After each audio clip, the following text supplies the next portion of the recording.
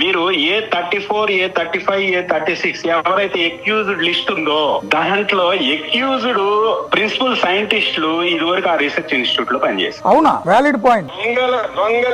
దొంగలు బాగా పరిచయం ఉన్న దొంగల ల్యాబుల్లోనే రిపోర్ట్ తీసుకొని వచ్చి దాంట్లో చేయాల్సిన టెస్టులు MT-DNA టెస్ట్ చేయాల్సి ఉంటే హీట్ చేస్తే డిగ్రేడ్ అయిపోయే DNA టెస్ట్, అది కూడా లార్డ్ పందికోవుకు సంబంధించిన టెస్ట్ మాత్రమే చేసి ఇదిగో దీంట్లో జంతుకోవులు ఏమీ కలవలేదు అని చెప్పి ఒక రిపోర్ట్ ఇచ్చేసి ఎవరిని మభ్య పెడదాం అనుకుంటున్నారు. ఇక్కడ ఎంతో మంది కోట్ల మంది యొక్క మనోభావాలకు సంబంధించిన సీరియస్ ఇష్యూని వాళ్ళ యొక్క జేబు సంస్థ, ఎందుకంటే ఇది వరకు వాళ్ళు అక్కడ పనిచేసి రిటైర్ అయ్యి ఇప్పుడు వీళ్ళకి ఈ దొంగ నెయ్యిలు తయారు చేయడానికి కన్సల్టెంట్ గా పనిచేస్తున్నారు అని చెప్పి ఆ ల్యాబ్ లో వాళ్ళు అంత ముందు పనిచేసి ఇప్పుడు ఈ కంపెనీలకి అడ్వైజర్లు ఉన్నారా?